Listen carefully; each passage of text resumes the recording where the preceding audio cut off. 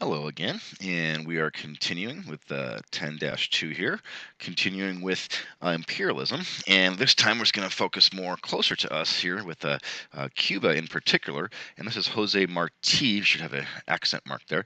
And he was one of the very rare people who actually really do put their money where their mouth is. He was a political activist, so he worked for change, and he worked for Cuban independence from Spain. He was also a poet and political leader, but he actually died on the battlefield fighting for Cuban independence. So this is one of the few people that really go out and say, we should be free, and then actually go out and do something about it instead of just saying things. But a poet, a leader, and died fighting for Cuban independence from Spain. The opposite, Valeriano the Butcher Whaler. And anytime your nickname is the Butcher, unless you really are a butcher, then it's probably not good news. It means that you're really bloody and you cut things up and destroy things without really any result.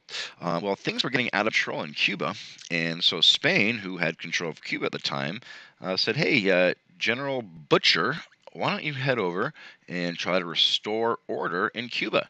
And he did so with varying success, but the way that he did it was absolutely brutal. He was a butcher, and so it was not a very nice thing. Oh, please come and stop. It's like, no, we're going to kill you and round you up and stick you in these camps. It's going to be terrible. And it was terrible.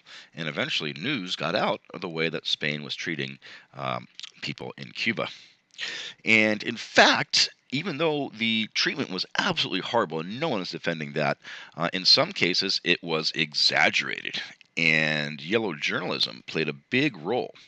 And yellow journalism is reporting on the news and newspapers, magazines at the time, of course, now it would be TV, radio, etc., that exaggerates the news to make it more exciting and therefore sell more newspapers. Now, this is an example of something that's a little bit out of control. I mean, there are news sources like this that just sort of trying to make you laugh.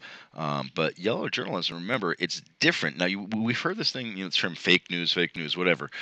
Yellow journalism takes what is partially true and spices it up and makes it either more outrageous and tries to attract readership that way. USS Maine. This was a U.S. warship that sunk under mysterious circumstances in Havana Harbor.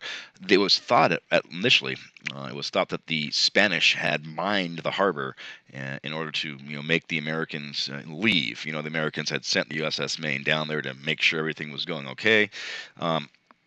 And the Maine just blew up one day, and the Americans said, "Oh, it's got to be a Spanish mine."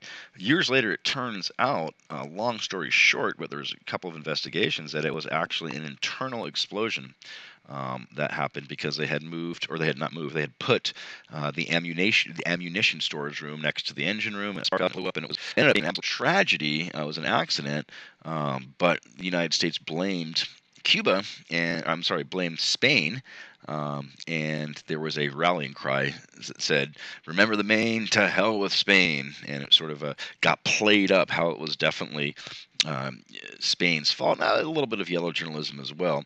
Which sells better here? Oh, it was an accident, or Spain blew up the Maine. So that was a very unfortunate situation. George Dewey, part of the Spanish-American War, which you'll see videos about, that doesn't get talked about as much, was of course Spain had occupied the Philippines as well, and George Dewey sunk the Spanish fleet in the Philippines. The Rough Riders, I can't really see them there, but that's Teddy Roosevelt. And this was a fighting unit led by Teddy Roosevelt. Horseback is the name of the Rough Riders, and supposedly they captured this place called San Juan Hill, and it was this great battle. And Teddy Roosevelt led the Rough Riders bravely up the hill, and we don't know how true or not that is, but again, the yellow journalism adding to it, which makes better. Oh yeah, we went up and it was great, or well, we braved the hill and there's bullets flying everywhere, and we were so brave. All these sort of things. So whether or not everything was true about that, not exactly sure. There's the San Juan Hill. Of course, that's a dramatization of the or painting there of the battle. And you see the Americans appear to have captured fort there, and the Treaty of Paris eventually ending the Spanish-American War. The very, very important thing is, besides this being the treaty that ended the war, was that the U.S. gets Cuba, Guam, Puerto Rico, and the Philippines. Now, obviously, we give some of those back, but for example, Guam and Puerto Rico are still part of the United States, whereas Cuba and the Philippines are obviously their own country. All right, that's it. Thanks for listening.